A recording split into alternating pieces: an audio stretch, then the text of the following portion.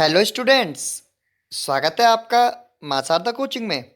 तो स्टूडेंट्स, कल मैंने आपको कुछ सवाल जो दिए थे, जो हमारा व्हाट्सअप ग्रुप है जिससे हम तैयारी करा रहे हैं आप लोगों की, तो उसमें मैंने आपको कुछ सवाल दिए थे। तो वहाँ पर आपके जो सवाल थे मैं उनका सॉल्यूशंस आपको दे रहा हूँ, क्योंकि कुछ बच्चों के वो क्वेश्चन समझ में नहीं आ रहे थे। तो कहाँ नहीं आया, जो नहीं आया आप देख सकते हैं और हमारे चैनल को सब्सक्राइब कर सकते हैं, यदि आप भी इसी तरह कंपटीशन एग्ज़ाम की तैयारी करना चाह रहे हैं। तो सबसे पहले हमारे पास दोनों ही लैंग्वेज में सवाल हैं, इंग्लिश में भी हैं, हिंदी में भी हैं। आपको आप हिंदी वाले हैं तो आप हिंदी वाले में देख सकते हैं, इंग्लिश वाले हैं तो आप इंग्लिश में देख सकते हैं। किसी भी तरीके का डाउट्स आपको हम नहीं छोड़ेंगे। ओके, पहला सवाल है, निम्न में से कौन सा सार्थक नहीं है, मतलब कौन सा मीनिंगफुल नहीं है। ये हमारे रोमन नंबर्स दे रखे हैं। इन रोमन नंबर्स में हमें बताना है कि कौन सा सही रोमन नंबर नहीं है।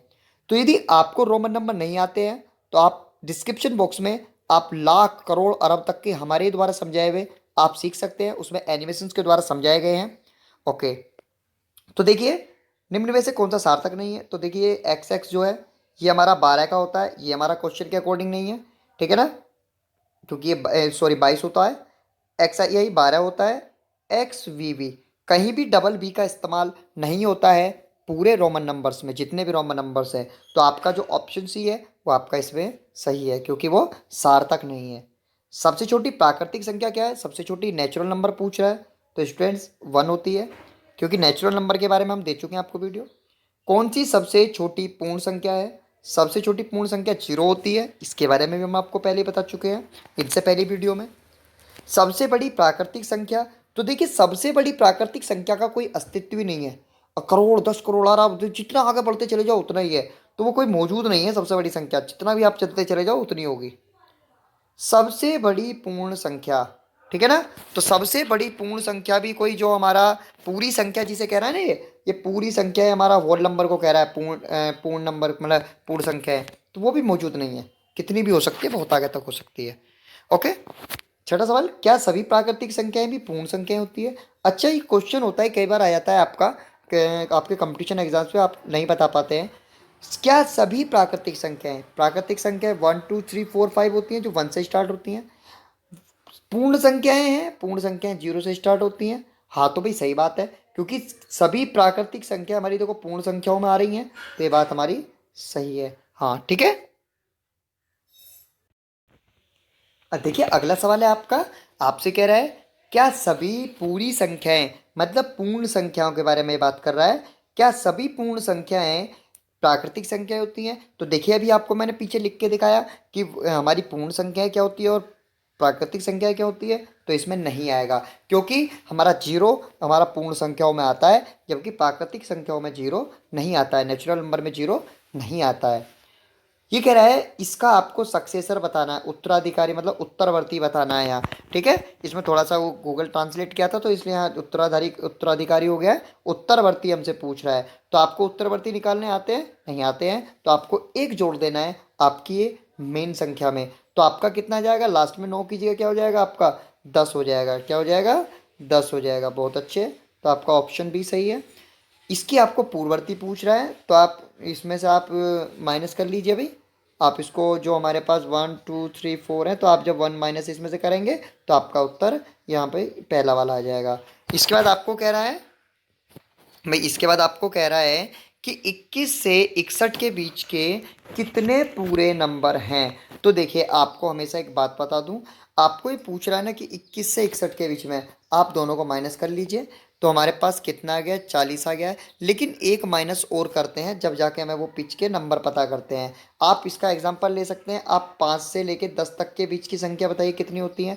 तो देखो, एक 6 होती है, 6 7 8 और 9, जबकि आपका वैसा आंसर आएगा घटाने पे, आपका घटाने पे कितना आएगा भाई, 5 आएगा, लेकिन हमारी संख्याएं तो 4 आ रही हैं, तो एक माइनस हम लास्ट में करते हैं, तब जाके हमारा आंसर आ पाता है। ओके स्टूडेंट्स, समझ में आ रहा है ना, ठीक है।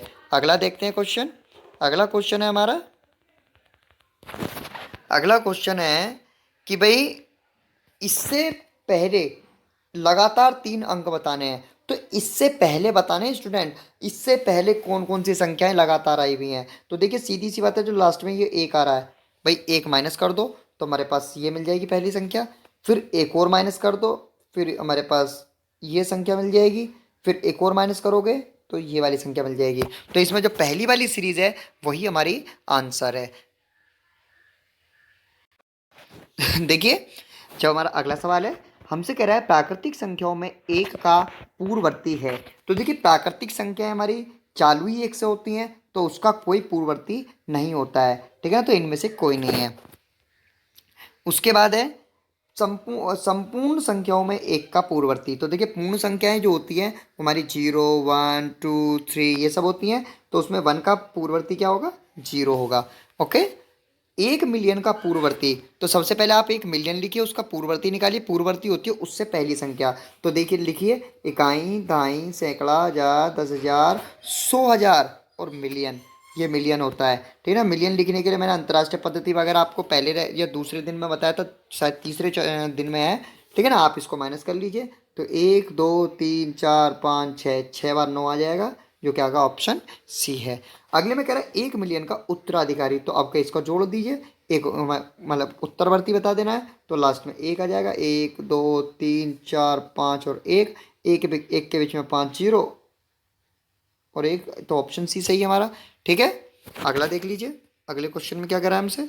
16 में कह रहा है कि 99 के उत्तराधिकारी व पूर्ववर्ती का उत्पाद, मतलब उत्पाद मतलब होता है मल्टीप्लाई, गुणा, गुणनफल होता है, ठीक है ना, गुणनफल।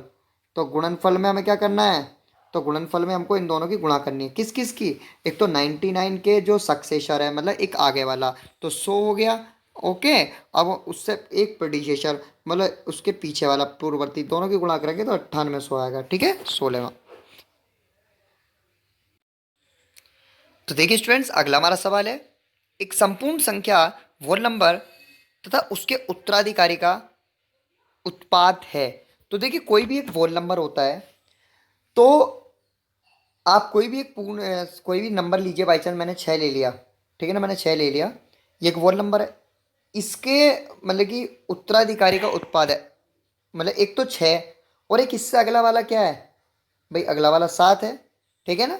तो इन दोनों का जब गुणनफल करोगे, उत्पाद मतलब होता है गुणनफल, तो जैसे ही गुणनफल करोगे तो क्या आएगा भाई, यहाँ तो हमारा सम संख्या आ रहा है। अच्छा, किसी और का करके देखते हैं, 7 और 8 का करिए, 8 7 56 आ रहा है, तो हमेशा एक सम संख्या आती है, ठीक है ना। ये जो आ रहा है ना, ये ऑड नंबर विषम, ये तो हमेशा एक इवन नंबर, एक समान संख्या, सम संख्या आती है, ठीक है। ओके, 18वां देख लीजिए, विषम प्राकृतिक संख्याओं के पूर्ववर्ती तथा उत्तराधिकारी का उत्पाद हमेशा विभाज्य होता है। तो देखिए, विषम जो the product of the predecessor and successor of odd natural number, ठीक है ना, कोई भी हमारे पास नेचुरल नंबर हमने 2 मान लिया, एक हम इसका प्रीडिसेसर 2 हो गया, इसका अगले वाला ये हो गया 4, तो 4 दूनी कितना हो गया, 8, तो वो हमेशा 2 से कटता है, ठीक है ना। हमेशा ध्यान रखो, जब भी किसी भी एक नंबर का हमारे पास किसी एक ऑड नंबर का हम उसका सक्सेसर और एक प्रीडिसेसर निकालते हैं, तो वो हमेशा 2 से कटता है, ठीक है। ओके, 2 से विभाज्य होता है। एक हमसे कह रहा है 18वां, विषम प्राकृतिक संख्या के, ये हो गया, एक प्राकृतिक संख्या के पूर्ववर्ती तथा उत्तराधिकारी का उत्पाद है। तो देखिए, जो हमारा जो प्रोडक्ट है, गुणनफल है, एक प्राकृतिक संख्या के पूर्ववर्ती, कोई भी मान लो 5 मान लो, इसका मैंने पूर्ववर्ती क्या है 4, और इससे इसका पूर्ववर्ती क्या है, तो 6 चौक 24। तो इसी तरीके से आप कई बार करेंगे तो वो हमेशा 3 से कटता है, किसका, जो हमारे पास कोई भी एक प्राकृतिक संख्या, उसका जो पूर्ववर्ती और उसका उत्तरवर्ती जो होता है, ठीक है ना। ओके, सबसे छोटी संख्या, सबसे छोटी अभाज्य संख्या का उत्तराधिकारी। तो देखिए, सबसे छोटी अभाज्य संख्या 2 होती है और उसका प्रीडिसेसर हमारा 1 होता है, जो उसका पहला वाला होता है ना, सॉरी सक्सेसर जो होता है वो 3 होता है, तो हमारा इसमें आंसर 3 आपका सही है। ओके, ठीक है। तो देखिए, अब जो सेक्शन बी है हमारा, वो आपको ये पैसेज पढ़ना है, इंग्लिश वाले इंग्लिश का पैसेज पढ़ लीजिए, हिंदी वाले हिंदी का, फिर इसके क्वेश्चन आंसर्स करते हैं। तो मैं कुछ देर के लिए शांत होता हूँ, आप इसका पढ़ें, या फिर आप वीडियो को रोक कर भी देख सकते हैं, क्योंकि वीडियो ज़्यादा लंबी हो जाती है।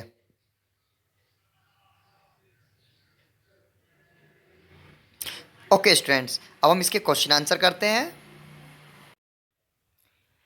देखिए अब इसके क्वेश्चन आंसर करते हैं। मैं आपको विश्वास दिला दूं कि आप यदि ये क्वेश्चंस भी आप रोजाना हमारे करते रहे, आपकी तैयारी आपके 3-4 महीने में आपको ये लगने लगेगा कि आप जो आपका जो सैंपल पेपर, जो हम हमारे पास भी सैंपल पेपर होते हैं, आप उनको भी ले सकते हैं।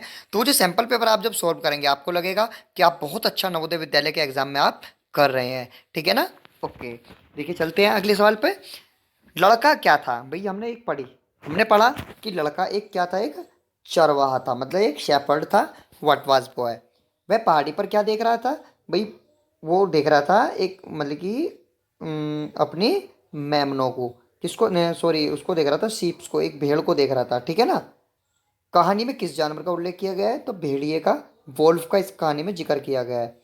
कौन उसकी मदद करने आया था भाई? जब वो उनने पहली बार शोर मचाया था तो उसकी मदद करने वहाँ के किसान आए थे, फार्मर्स आए थे। भेड़ को किसने मारा? भेड़ को भेड़िए ने मारा। ठीक है? ओके, वॉल्फ ने मारा। चलते हैं इसकी मेंटल एबिलिटी पे, उसको कर लेते हैं। तो देखिए मानसिक जो योग्यता का प्रश्न होते हैं, जो मेंटल एबिलिटी के होते हैं, उसमें एक हमारा इस तरीके का क्वेश्चन आ जाता है। वो क्वेश्चन में हमसे कह रहा है कि भाई देखिए, हमको कोई दो, जो जिस तरीके से दो में चेंज आता है उसी तरीके से हमें ये वाला बताना होता है। तो आइए देखते हैं क्या कर रहा है यहाँ पे। देखिए यहाँ पे एक एक तारा था, दो तारे हो गए। यहाँ पे एक चंद्रमा है, तो अब क्या हो जाएंगे? दो चंद्रमा हो जाएंगे। यहाँ पे ये वाला ऐसे घूम रहा है भाई, ऐसे घूम रहा है, ऐसे घूम के ऐसे पहुंच गए, इसको भी ऐसे ही घुमाओ तो ये ऐसे आ जाएगा, ऐसे घूम के ऐसे होने के बाद ऐसे आ जाएगा। तो हमारा जो पहला वाला वो सही है। इसमें देखिए, ये जो इसके बाहर तीर के निशान है वो इसके गोले पर पहुंच गए, यहाँ पर, इसके यहाँ पर पहुंच गए। ठीक है ना? ऐसी इसके जो ये है, ये गोले के निशान ये बाहर को आ जाएंगे। बाहर को कहाँ पाएंगे? ये वाला, तीसरा वाला। देखिए यहाँ पे भी आ रहे हैं बाहर को तो, लेकिन यहाँ पे तीर के निशान का आप डायरेक्शन देखिए वो गलत है। ठीक है ना? तो तीर के निशान की डायरेक्शन नहीं होनी चाहिए। उसके बाद आइए अगले पे। अगले में देख लीजिए, ये हमसे कह रहा है, ठीक है, ओके, ओके, ठीक है। तो देखिए ये हमारे पास है, इसका पैटर्न और इसका पैटर्न आप ऑब्जर्व कीजिए।